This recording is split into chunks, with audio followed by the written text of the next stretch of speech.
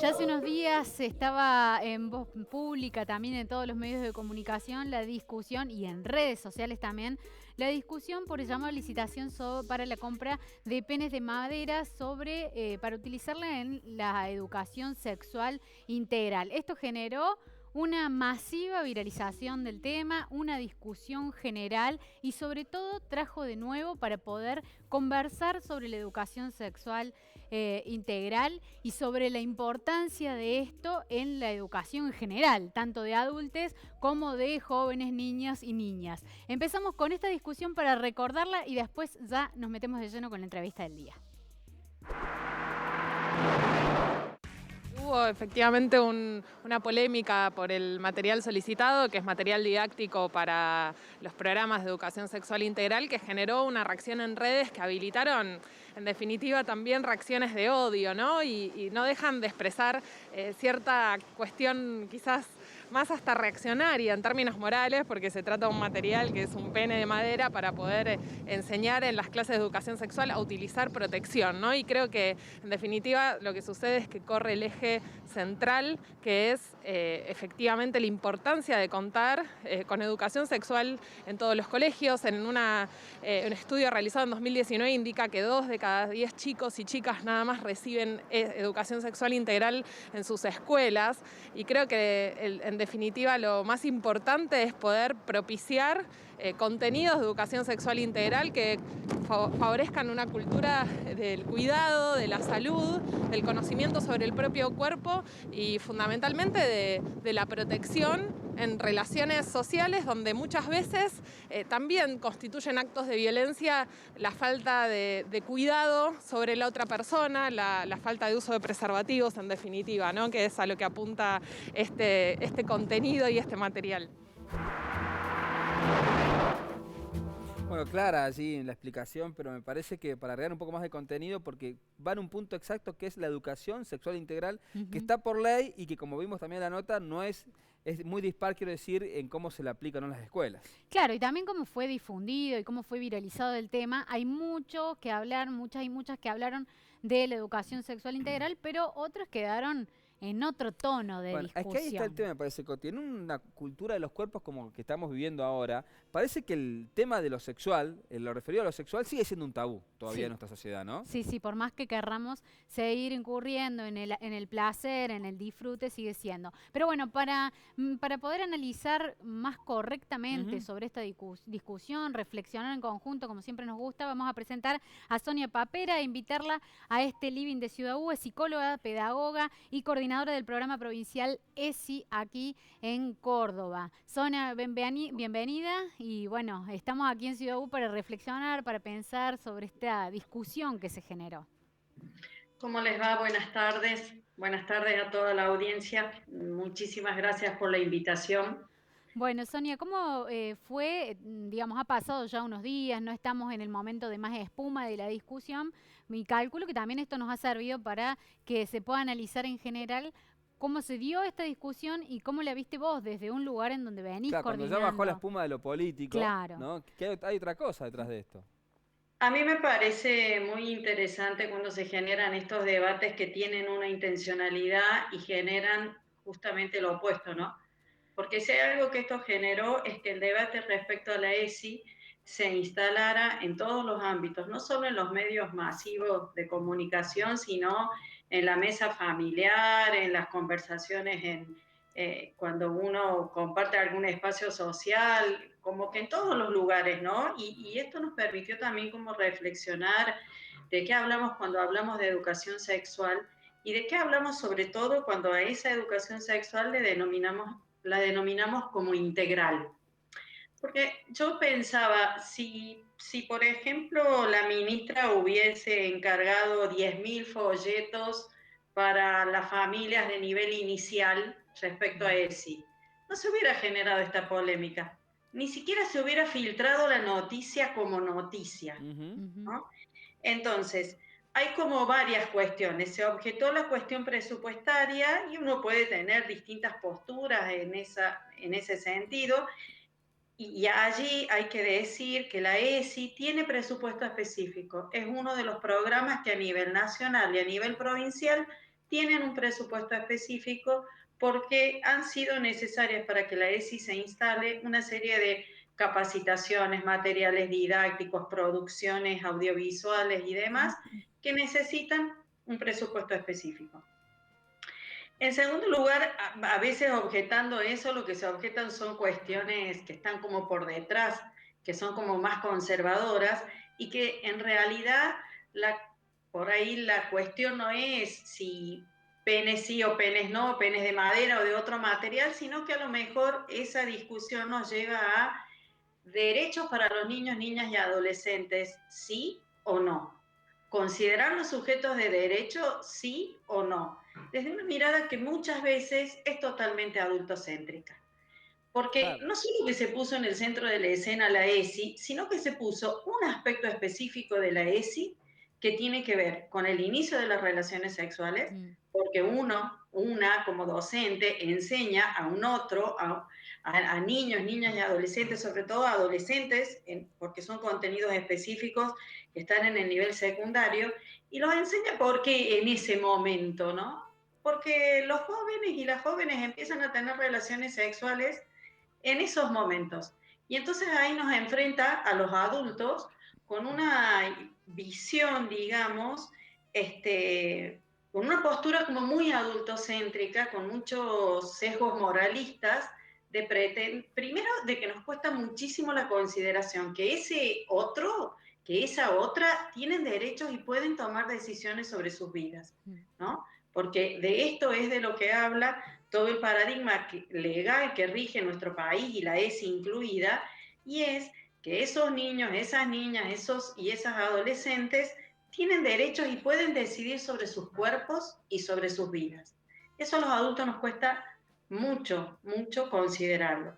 Y por otro lado, también, porque el tema de los penes de madera, el uso del preservativo y demás, que va asociado siempre a la cuestión de la prevención, que desde hace más de 10, 15 años el programa de VIH, el programa provincial, los programas nacionales han tenido estos maletines, los programas de salud, quizás no tan masivamente como ahora, pero han estado presentes. Y que si no, las y los docentes se las han ingeniado en las escuelas para utilizar otros elementos, pero bienvenido que ahora estén estos. Y entonces uno dice también, ¿no? ¿Por qué causa como tanto revuelo? Y también porque va unido al placer. Es decir, es enseñar una práctica que sea saludable y placentera para que la sexualidad no esté asociada al riesgo, ni a lo negativo ni a lo patologizante, sino para que esté asociada de una manera saludable al placer. Justamente de eso me tomo para preguntarte, ¿sentís también que hay una cuestión de una cultura de la represión que se trata de manifestar a través de todas estas opiniones, incluso que algunos medios de comunicación lo llevaron como un tema, ¿no? Que dividía aguas en las familias? ¿Crees que todavía esa represión que puede ser de la cultura o puede ser también de los modelos, a lo mejor que muchas veces en los que nos hemos criado, más patriarcales, más religiosos en algún momento, sigue estando ahí presionando para que justamente no avancemos en esto de empezar a entender a los chicos y a las chicas, a los adolescentes como sujetos de derecho? Yo creo que sí, creo que todavía sigue habiendo muchas visiones muy conservadoras y desde este conservadurismo, que quizás su mayor expresión fue el movimiento Con mis hijos no te metas, asociados a una serie de fundamentalismos religiosos, y desde estos conservadurismos que van desde grados extremos como esto hasta ideas con las cuales hay muchas personas que batallamos en la diaria y en la cotidiana desde nuestros roles de familia, desde nuestros roles de docentes, justamente para corrernos de esos lugares tan conservadores. Pero creo que sí, que muchas de las resistencias que se dan con la ESI, que se utilizan estos temas justamente para poner ahí en el tapete y salen todas estas opiniones, tienen que ver con eso, con un conservadurismo que a veces va unido de la religiosidad, digamos, de los aspectos vinculados a alguna religión, y otras veces no, son como modos de entender el mundo en donde justamente cuesta mucho poder pensar que hay un otro que tiene una autonomía, que esa autonomía va siendo progresiva y que la ESI viene a traer muchas cuestiones que son contraculturales, ¿no? Por eso, a ver, uno dice, la ley de ESI está desde el 2006, digamos, ¿Y por hace qué fue tan 16 años. difícil? ¿Por qué fue tan difícil justamente poder avanzar en las escuelas con eso? En realidad ha sido difícil como muchos otros temas educativos, también llevan un proceso y su complejidad, ¿no? Ujú. Pero también ha sido difícil por todas estas cuestiones que tienen que ver con las resistencias, con las dificultades que como mundo adulto tenemos para implementar estos conocimientos. Y también pensar que son procesos como mucho más largos, más sociales y más complejos, ¿no?